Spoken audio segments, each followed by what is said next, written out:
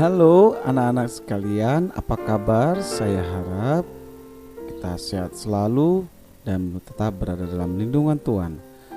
Baik, jumpa lagi bersama saya Pade untuk melanjutkan materi kita mulai dari struktur yang lalu. Sekarang yakni merangkum dan menyajikan teks laporan hasil observasi. Sebelum kita memulai kegiatan ini, ada baiknya kita awali dengan doa. Doa selesai. Nah, anak-anakku sekalian, ada baiknya kita ketahui terlebih dahulu materi kita pada kompetensi dasar kita, yakni 4.8, menyajikan rangkuman teks laporan hasil observasi yang berupa buku pengetahuan secara lisan dan tulis dengan memperhatikan kaidah kebahasaan atau aspek lainnya. Adapun tujuan pembelajaran kita yakni diharapkan siswa dapat merangkum teks laporan hasil observasi dengan memperhatikan pilihan kata, kelengkapan struktur dan kaidah penggunaan kata kalimat, tanda baca, ejaan yang tepat seperti yang kita pelajari pada menelaah struktur teks laporan hasil observasi. Nah, anak-anak, berikut akan Bapak tampilkan langkah-langkah menulis teks laporan hasil observasi yang kemudian akan saya jabarkan satu persatu. Yang pertama, tentukan topik yang akan kamu tulis. Yang kedua, susunlah kerangka laporan. Selanjutnya, menentukan informasi yang diperlukan. Ya, tentukan informasi hal-hal apa saja yang diperlukan untuk mengamati suatu objek. Selanjutnya, menata informasi dan hasil rangkuman menjadi teks laporan hasil observasi. Nah, selanjutnya menata informasi sesuai struktur. Nah, sesuai struktur teks hasil observasi. Dan yang terakhir, memvariasikan kalimat dan pengembangan paragraf pada teks laporan hasil observasi. Nah, di sini juga dilampirkan nanti mulai dari tanda baca, tanda kalimat dengan sesuai dengan struktur dan kaidah kebahasaan. Nah, akan saya jelaskan yang pertama tadi, menentukan topik yang akan ditulis. Nah, topik yang akan ditulis ini bersifat yang pertama faktual, sudah pasti berdasarkan fakta. Ilmiah, yakni berdasarkan ilmu pengetahuan. Nah, semua sumber informasi boleh kamu peroleh dari internet atau bahkan dari buku ilmu pengetahuan.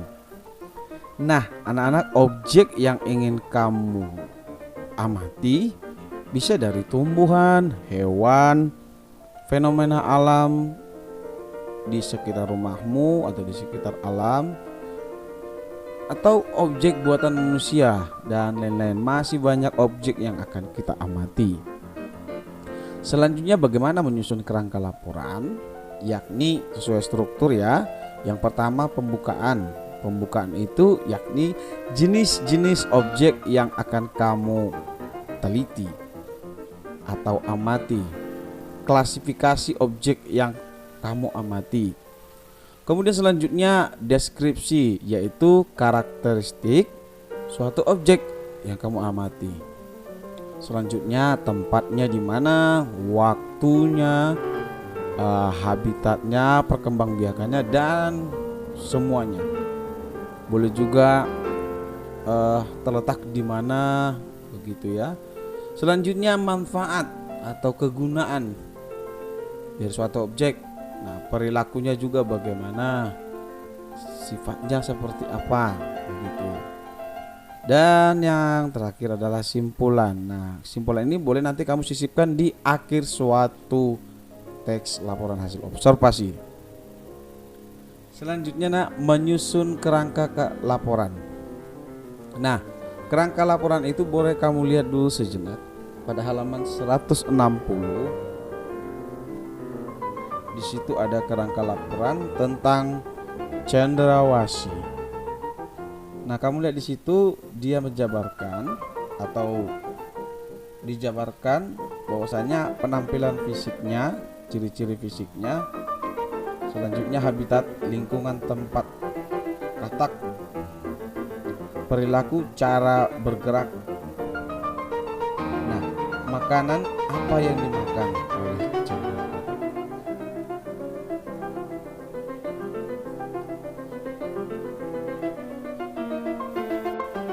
Selanjutnya, menentukan informasi yang diperlukan.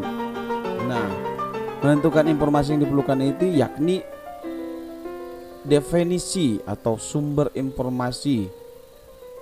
Definisi ini kan identik dengan suatu istilah ya. Kamu dapat lihat dari buku ilmu pengetahuan, contohnya dari ensiklopedia, media sosial, atau dari media manapun.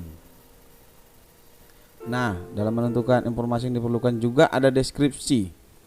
Deskripsi itu dapat kamu lihat dari ciri fisik, klasifikasi, manfaat, habitat, dan perilaku. Selanjutnya habitat dan perilaku, ya sama ya nak. Objek semuanya itu dapat diamati dan ditulis dari berbagai sumber yang relevan, baik itu dari buku-buku IPA contohnya. Di situ kan banyak membahas tentang alam, ilmu alam, maupun dari internet. Nah, kamu boleh cari dari berbagai sumber. Nah, selanjutnya menata informasi dan hasil rangkuman menjadi teks laporan hasil observasi. Kamu boleh lihat halaman 161.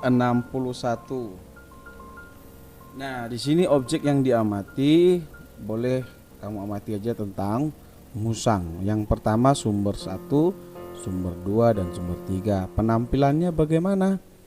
Habitatnya di mana? Dan bagaimana makanan?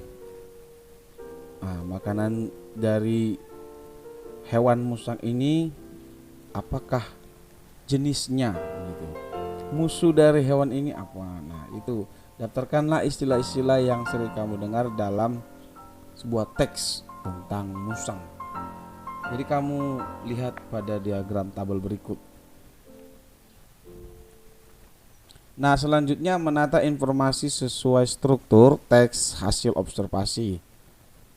Anak-anak, informasi harus ditata sesuai dengan struktur teks laporan hasil observasi sehingga menjadi sebuah teks laporan hasil observasi yang utuh dan benar. Nah, contohnya kamu ingin mengamati hewan musang, kucing, atau bahkan alam ya, terumbu karang, atau pantai, atau tumbuh-tumbuhan dan lain-lain.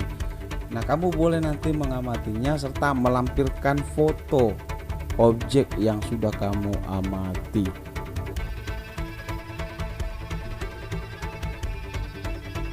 Nah, setelah itu kita lanjut kepada memvariasikan kalimat dan pengembangan paragraf pada teks laporan hasil observasi.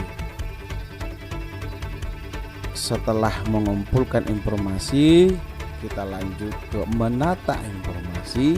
Setelah itu kita tulis rangkumannya, kemudian kita variasikan kalimat-kalimatnya sesuai dengan struktur, bahasa, dan ejaan. Dan setelah semuanya selesai, maka hasil teks laporan hasil observasi sudah jadi. Nah, saya pikir juga tidak begitu rumit ya anak-anak, saya harap kalian paham. Nah, anak-anakku sekalian, demikian penyajian materi tentang merangkum dan menyajikan teks laporan hasil observasi. Saya harap kalian dapat memahaminya dengan baik. Next, pada pertemuan selanjutnya saya akan berikan tugas bersiap-siap untuk mengamati suatu objek, maka kita akan menyajikan suatu teks laporan hasil observasi. Akhir kata, mari kita tutup dengan doa. Doa selesai. Sampai jumpa dan salam sehat. Tuhan memberkati.